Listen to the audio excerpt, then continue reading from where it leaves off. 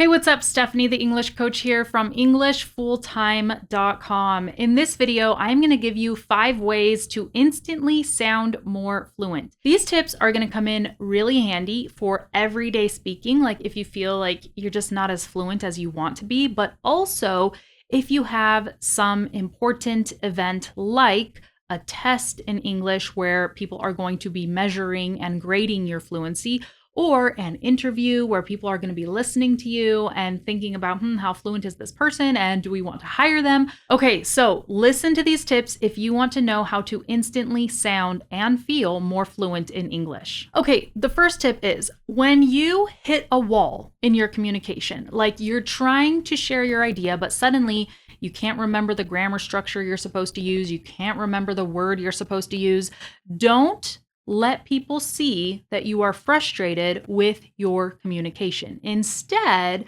pretend like you're thinking about your idea. Like sometimes we do this. Even native speakers do this. We're trying to share an idea and it's like, I can't find the perfect word to describe it because I'm trying to describe something that is so intricate or so technical or so specific that I really want to find the most perfect word to describe what I'm saying. Okay, this is actually a normal thing that happens in communication. So you actually don't have to let people on to the fact that you don't remember what grammar tense you're supposed to use or you forgot a really basic word. You can just sit there and think a little bit about what you're saying and people will understand like, okay, they just need a minute to put their thoughts together. Again, this is normal. It happens to me all the time, especially now that I'm a mom. Now that I'm a mom, communication has just, I don't even know anymore, you guys. It has gone to a whole new level where basic communication is difficult for me, okay? Because I am sleep deprived. I'm constantly thinking about a million things. So when I talk with people, I'm constantly pausing and just like, what am I trying to say? Okay. So you also don't have to tell people like, oh, I don't remember the grammar tense or, oh, I don't remember the word. I know sometimes we tend to out ourselves like that just because we want people to understand what's going on in our mind, but you don't have to do that. You can just, allow yourself that time to pause and likely the person will wait. And also, when these things happen to us, it feels like it takes such a long time, but usually your pause is like 2 to 3 seconds. It's not like a whole minute, even though it might feel like it, okay? So just relax and pretend like you're thinking about what you're trying to say and not like, oh my goodness, I don't remember how to construct the grammar of my sentence. My next tip to instantly sound more fluent is when you can't think of the right word, and it becomes apparent to you immediately that you probably won't be able to remember it in the next 1 to 2 seconds, then just start describing the word. So if you can't remember the word depressed, for example, you can say, I was just feeling really sad and tired. And, you can make it simple. You don't have to remember every single word all the time. You can describe what you're talking about. And sometimes that will be even easier for people to understand. And the benefit of doing this is you don't lose your train of thought. It's not like you have to stop and then think for a whole minute about a word that you're missing. Your brain just goes, oh, can't think of that word, can't remember it. Okay, so we're going to describe what we're talking about instead.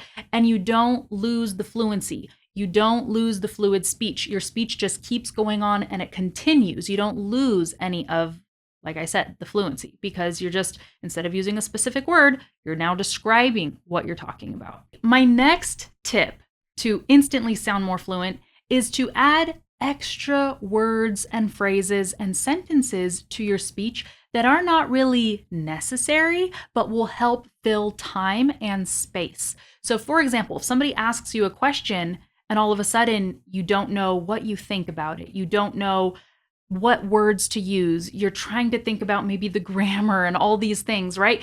Instead of feeling like, oh my gosh, I'm stuck, what do I do now?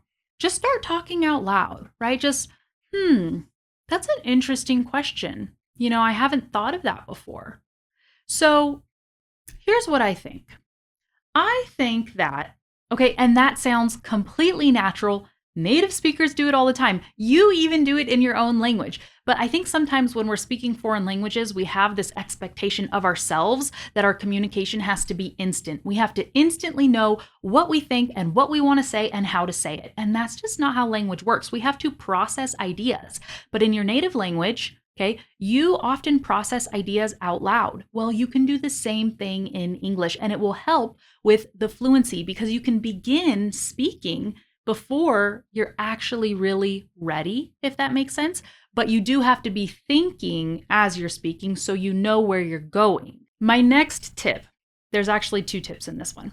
When you're saying something and suddenly you realize, oh my goodness, I actually don't know how to say this correctly with the grammar, for example, you have 2 options. You can just keep going and risk possibly saying something totally incorrectly, but whatever, you're communicating, it's fine, just get your idea out there. But if you are concerned about grammar and speaking correctly, and you are aware of that as you're speaking, like for me, when I speak Spanish, I'm often aware of when I'm making a mistake as it's happening or right before it happens, and I can sort of auto correct before it happens or right after it happens. Anyways, so if you are concerned about that, what you can do is when you're about to run into that wall, change course and just cut yourself off as if you suddenly had a different idea. I do this all the time when I speak Spanish and I'm saying something and I realize, oh my goodness, I actually don't know how to say this in a grammatically correct way. So I'm actually just going to go over here instead and say something else that I know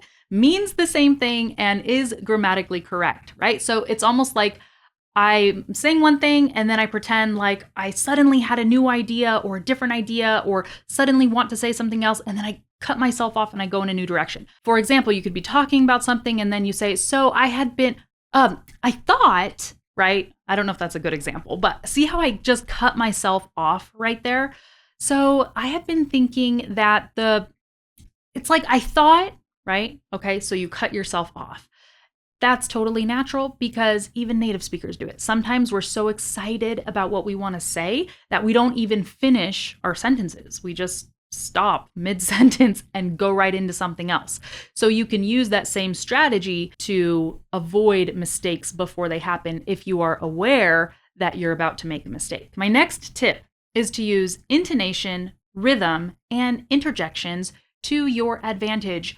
Communicate the way native speakers communicate. Try to use our rhythm. Try to use our intonation. Slow down.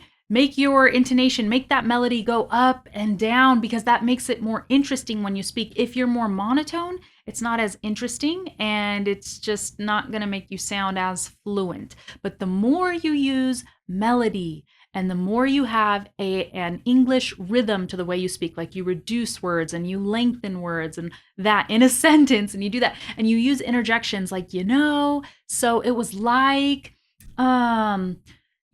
okay, doing those kinds of things will help you sound more fluent and natural. However, I do want to caution you, don't overdo the interjections. It's actually a really bad habit. Some people say, all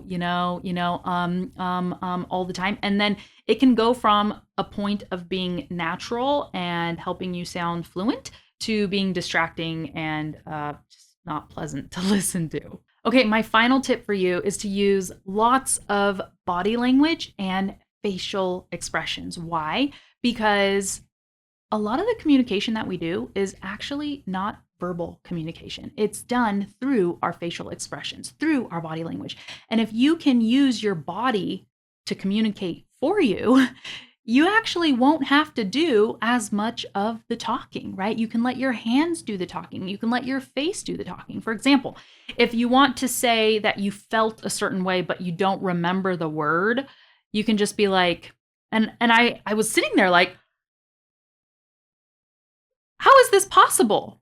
Right? See, I didn't actually say I was sitting there feeling shocked and outraged or what, like I didn't say exactly how I was feeling. I showed it, right? So the more you show with your body, the more you communicate, and it kind of makes you look and seem more fluent. And if you don't do this, if you're very still, if you don't use your hands, if you don't use your face to communicate, then you are relying 100% on your words, 100% on your voice. And that's putting a big burden on your voice and your words. And I know I, for example, tend to be a very expressive person with my body, with my gestures, with my facial expressions, with my tone. You can even communicate with tone, right? And that helps me communicate so many different ideas, and I can make nuanced ideas too. And it's really fun to communicate like that also. And it makes communication a lot easier. So anyhow, that's why I recommend it.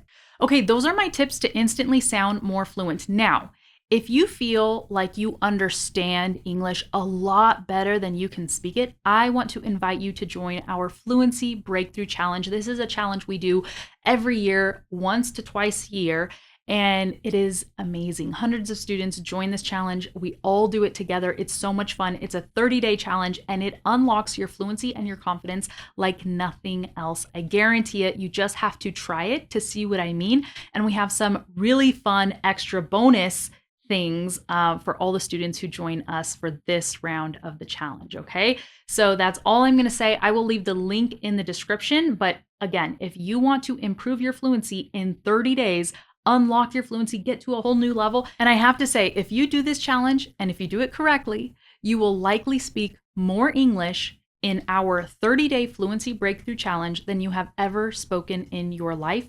You will feel more fluent than ever before. You will feel more confident than ever before. And you will finally really get in touch with that English speaking version of yourself that I'm sure you have always truly wanted to be. So I cannot wait to help you make this breakthrough. That's it. I will leave the link below, and I will see you in another video. Bye.